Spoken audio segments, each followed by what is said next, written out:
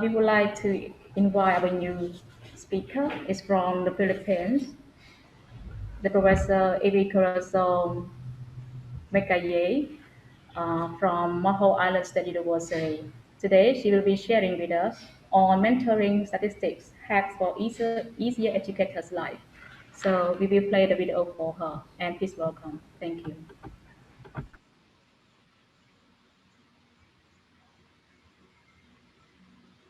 I am Ivy Corazon A.Mangaya-ay, a Doctor of Philosophy and Statistics. Currently, I am the Faculty President of Bohol Island State University, a university here in the Philippines.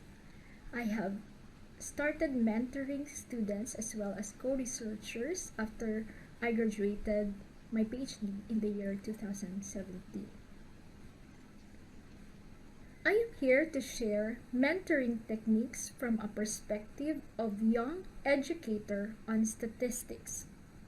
Please join me as I present Mentoring Statistics, the hacks for easier educators' life. Statistics is tied closely to each stage of the research process, from planning, designing, collecting data, analyzing, interpreting, and generalizing. And so is my mentoring. My mentoring style is non-directive and cooperative in nature. I don't give answers, I evaluate them. I usually let mentees who have successfully performed a task to demonstrate it to those who are still struggling. Usually, I am conducting my mentoring and consultation in a class or in a group to save up time and energy explaining the same things repeatedly. At an agreed schedule, my mentees should present or report regular progress. I am not an expert in all of the domains that my mentees want to explore, so he or she has to brief me, and now mentoring responsibility becomes mutual. In the new normal, I usually conduct my consultancy and mentoring through a virtual platform. At the first stage of the research process, which is planning, I call this stage in my statistical mentoring as statistical engineering and warehousing. At this stage, my mentee should be able to convince me that the objectives in mind are plausible and statistically attainable. He has to answer the following questions. Are the data available? Where will you collect your data? What variables do you intend to measure? Are they measurable? How? What relationship of variables do you wish to understand? Is it logical and scientific to explore the relationship you intend to measure? One would notice that before a mentee could answer the questions mentioned, he has read a lot of literature. Here, we seem to have the first round of defense.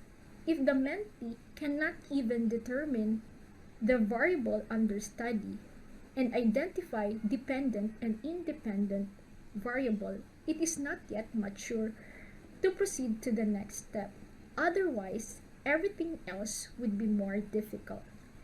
The mentee has to spend time reading more. In the next stage, which is designing, I call it statistical architecture.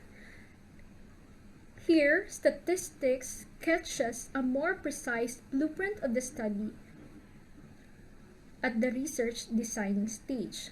My role here is to advise how to structure the design's statistical details to assure the credibility of the adopted research methodology. However, my mentee must first lay down the research process he wants to undertake. I am there to see that it is within the negotiable methodology's salient characteristics. If it is a survey, we should have point by point strategies to identify respondents, to ensure validity and reliability of instruments, to make sure proper administration of questionnaire, and to have correct data management, data processing, and data analysis. If it is an experiment, the framework should include assigning experimental units scientifically. Another is to control source of bias to see the relationship of variables clearly. At the next stage, which is collecting data, I call it statistical data generation. We have to remind ourselves that the elegance and the design of the study is difficult and even impossible to attain when the data is a garbage data. I am the first verifier of the survey questionnaire, the first respondent of the pilot testing. I have to make sure that I understand what responses they want to get from me should I be the actual respondent. I want to be confident that our instrument successfully carried out our objectives. The experimental setup has to be manageable and controllable. We should meticulously observe, especially at the start of the investigation. Should there be a need to reset the experiment, it would not cost much. At the next stage, which is analyzing, I call it statistical algorithms. Usually, it begins with the data management. I can see that most of my mentees struggles with data management.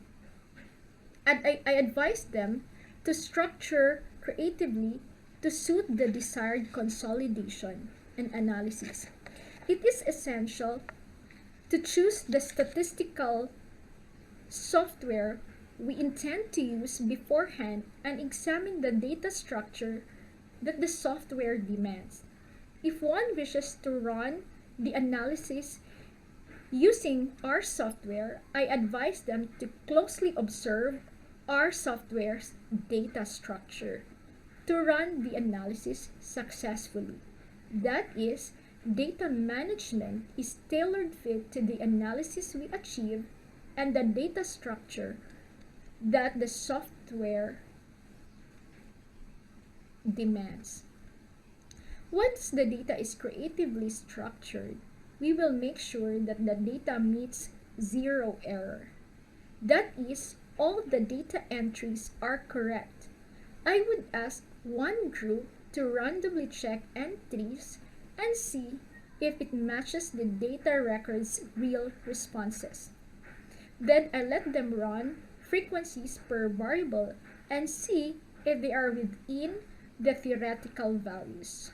Only then we can proceed to the primary analysis of the data. The first attempt of the analysis is to use parametric tests because they are more powerful than the non-parametric test when assumptions are met. One can shift to non-parametric tests if the data does not satisfy the assumptions of parametric test.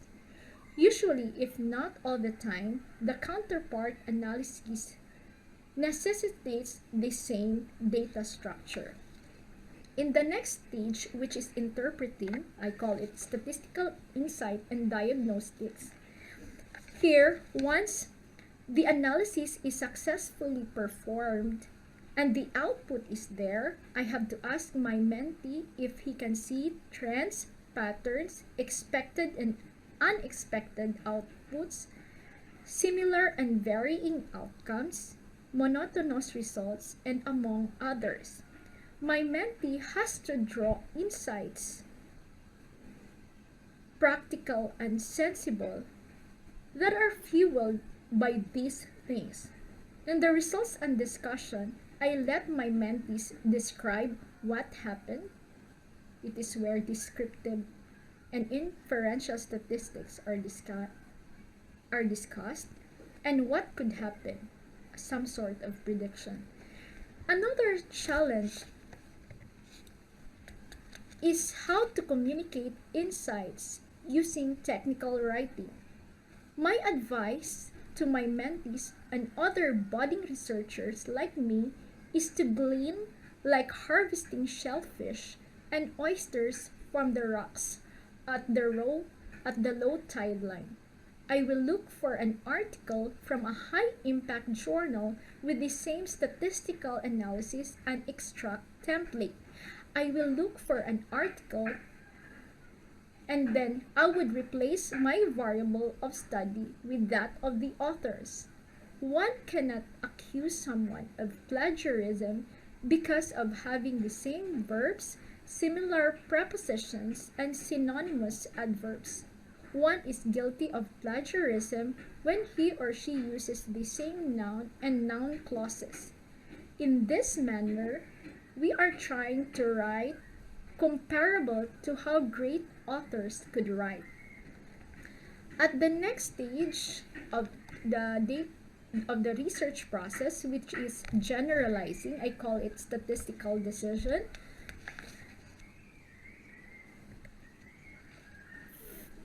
From interpreting separate sections of analysis, now is the time to arrive at an appropriate conclusions or generalization. I usually give that time for a short holiday break before writing them. The break gives time to weave all the findings and results and develop a vital and critical takeaways of the research findings. When one is too much engrossed with minute statistical details, one fails to see the bigger picture.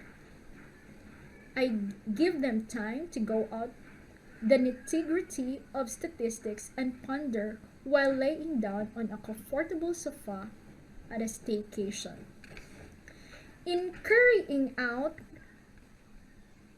statistical mentoring from planning to generalizing, I came across different challenges.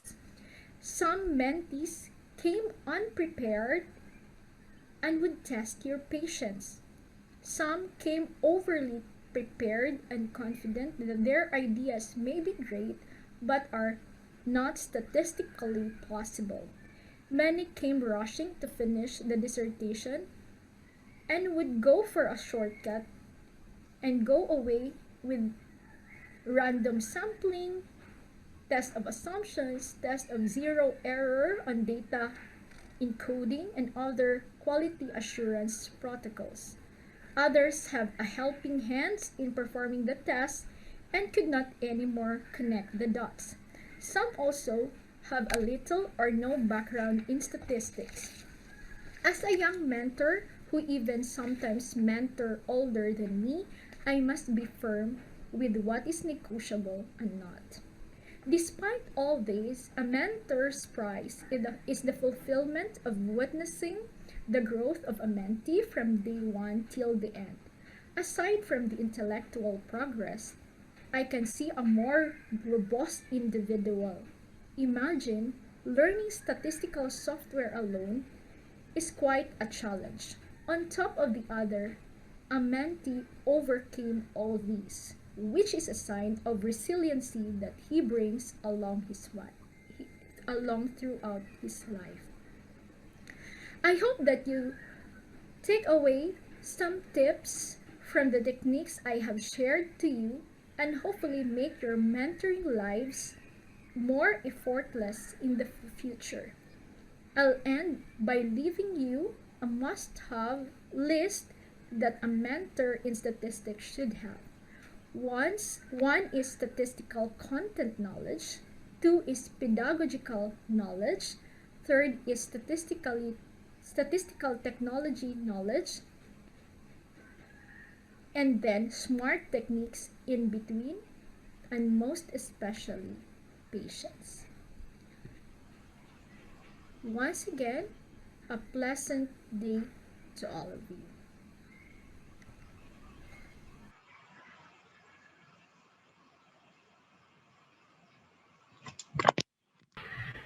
Okay, thank you so much, Professor. And let's say hello again from Cambodia.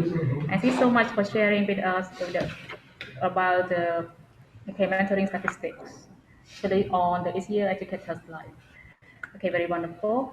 And now I think it's time for question and answer section, and I would like to read the question for you. So the question is from Andrew. The question is, what are the common misconceptions of your mentee in using statistics? Thank you. One of the most common misconceptions is that they are trying to infer when they are using the entire population. I would like to route you through the basic definition of inference, that is, using a sample to be able to generalize. And sometimes my mentee would come using the entire population, and yet they are inferring. So if we will be employing all the population, all the subjects in the population, we will describe, not infer. So that's it. Thank you. And the next question is uh, from Chanti Wen. The question is, could you please kindly give us some techniques to work with them related to pedagogical knowledge? Thank you. Yes. Uh, that's quite a hard question considering that I have still few years of mentoring. I have started mentoring the year 2017, and every day, every mentee is a learning experience. But um, the I think the most important and I think the most effective way to teach statistics is you have to teach them part by part. Like for example, if we are teaching regression, don't bombard your mentees with information from assumption to interpretation. So we will work first with assumptions, and then after, because I think the mentees have a good feeling if they have successfully do some things in the entire process. Now, if you require them to work from assumptions to interpretation all at once, I mean, it will take time before they can feel successful. So we have to teach them part by part. And we will not proceed to another step or another stage unless everything else is settled in that section or that stage of their um, research process. Okay, thank you. Another question from Mr. Lee Ho. He stated that learning statistics is one of the most difficult, especially for those who have no background in statistics. How can you deal with this? Thank you. As what I've mentioned, we are going to solve the problem part by part, and then um, just to inspire you, I have many mentees who cannot even solve mean median mode, and in day one, but after that one, they were able to interpret by themselves as high as discriminant analysis, that's multivariate analysis. So the key there is to really work part by part so that they will not be overwhelmed with the work. And just to inspire the rest of the audience, I am my undergraduate course is not statistics. Me too, when I entered the University of the Philippines, I only know how to compute mean median mode. I don't know how to use it and when to use it. But that is also my formula. I understand and I learn statistics little by little so that the information will be there, not it will not go somewhere else. Meaning you really have to chew your food carefully, just like statistics. Because if you are going to chew all of it, you will be overwhelmed and you will forget the taste. So it's statistics is like that. You have to enjoy every step of the way. Thank you for good explanation. Next question is again from Adrian. What is your thought of using Slowen's formula? Thank you.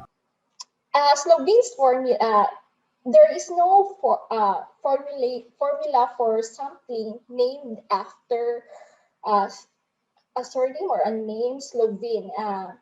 The last that we can hear of that formula is uh, in the book of Yamane. Actually, there's one article published on the misuse of Slovene's formula. It produces unnecessarily high sample size and it is for the estimation of proportion.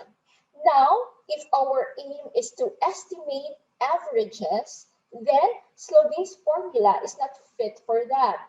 So we have experimented, our mentees and I have experimented using Slovene's formula. It produces unnecessarily high sample size. So what is the disadvantage if we are using unnecessarily high sample size? So it will cost much. It will delay our research because you will be surveying, uh, if it's a survey research, it will cost more time, even if it's unnecessary. Thank you so much, Professor. And now I think it's time for us. And we would like to say thank you again for spending time and sharing a good topic for Well, participants. So it's now come to the end for the first section or paradise section. And we would like to say thank you so much for the four wonderful presenters and also the audience that you were very active in asking our speakers questions.